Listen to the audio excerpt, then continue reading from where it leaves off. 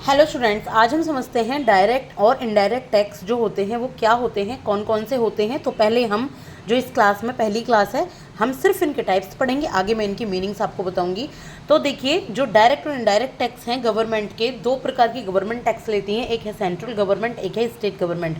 Central government जो tax लेती है वो होता है डायरेक्ट टैक्स और इनडायरेक्ट टैक्स दोनों।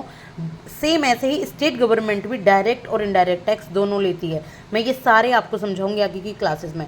तो सबसे पहले सेंट्रल गवर्नमेंट जो डायरेक्ट टैक्स लेती है, वो डायरेक्ट टैक्स कौन कौन से हैं? वो है corporation tax, minimum alternate tax यानी कि MAT, income tax except agriculture यानी कि एग्रीकल्चर इसमें नहीं है, और जो भी पर्सन इनकम कर रहे हैं अपनी वेरियस सोर्सेज से, तो वो इनकम टैक्स देना होता है, ये डायरेक्ट टैक्स है, ये सब आपको पता होगा। Capital gains tax direct tax होता है, सिक्योरिटीज ट्रांजेक्शन टैक्स भी डायरेक्ट टैक्स है, और कमोडिटी ट्रांजेक्शन टैक्स भी डायरेक्ट टैक्स है। इसके बाद गूगल टैक्स और इक्वलाइजेशन टैक्स, ये भी डायरेक्ट टैक्स है। शायद इनमें से कुछ स्टूडेंट्स ने इसका नाम भी ना सुना हो।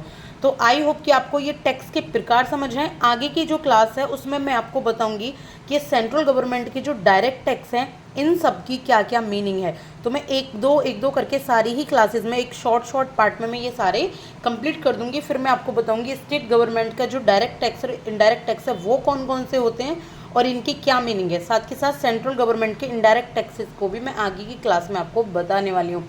तो stay connected. Thank you so much.